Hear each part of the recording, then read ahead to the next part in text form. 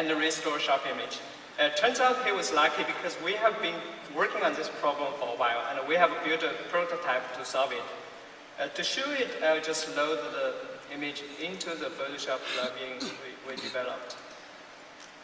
And you can see there are a lot of controls here because it's still an early prototype. To save some time, I just load some predefined parameters which contain only a few numbers. So the first thing to do with this tool is to click the Analyze button, which analyzes how the image was blurred at the first place. The system then does the heavy lifting under the hood, which involves some intensive computation that I won't try to explain here. The output of this step is something we call a blur kernel, which you will see in a moment. This is a kind of slow computer. Oh, no, here it is. It's essentially a grayscale image showing how the image was blurred. Formally, it's called point spray function.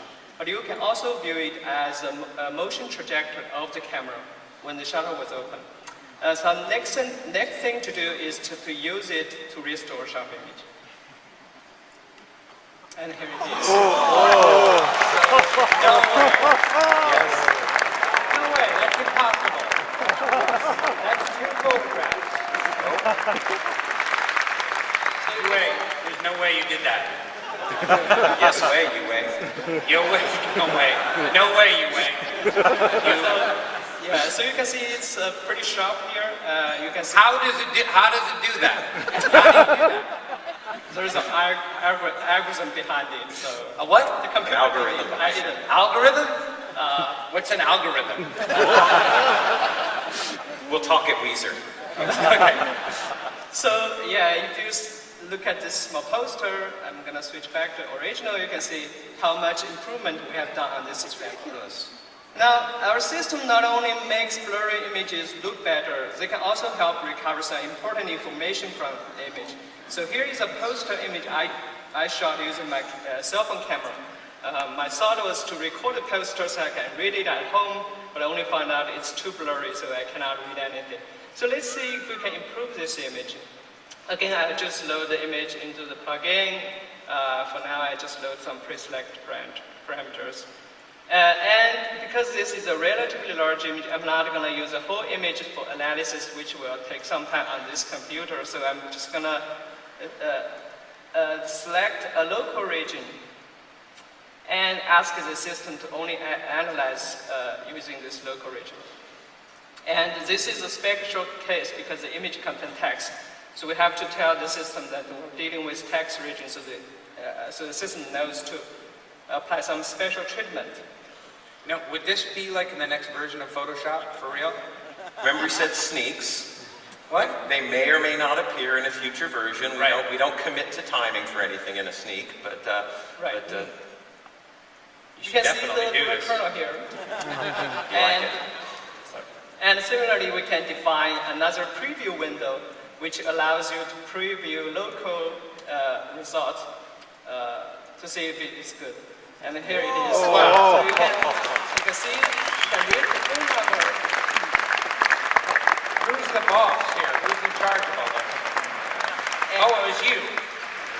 You two guys. You should do this in the next Photoshop. People will really, seriously, I'm just a chump. People will really like this. People will love it. Would I pay for it? No, absolutely not. I don't pay for anything anymore. I'm a minor television celebrity, so I get free shit. All right, just one more comparison before and after. I have one last quick demo. So this is Kevin Lynch, our CTO, at last year's Max.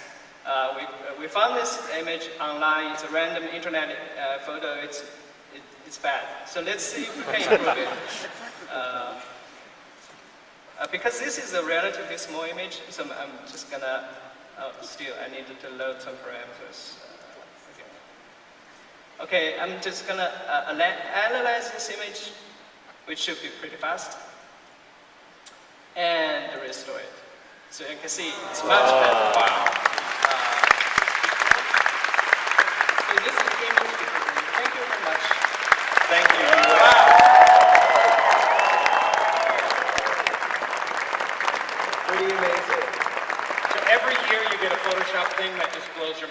We have a history of mind-blowing Photoshop demos at Sneaks. A couple years ago, you would have seen things like automatically removing elements from pictures and seamlessly correcting the background, which actually did ship in Photoshop CS5. So that's an example of something we showed at a Sneak that's in shipping software today. Yeah. So, yes, exactly. It's incredible. Well, I mean, that brings us sort of the end of what we have here on the Sneak. So before we do anything else, please join me in thanking Rainn Wilson for being a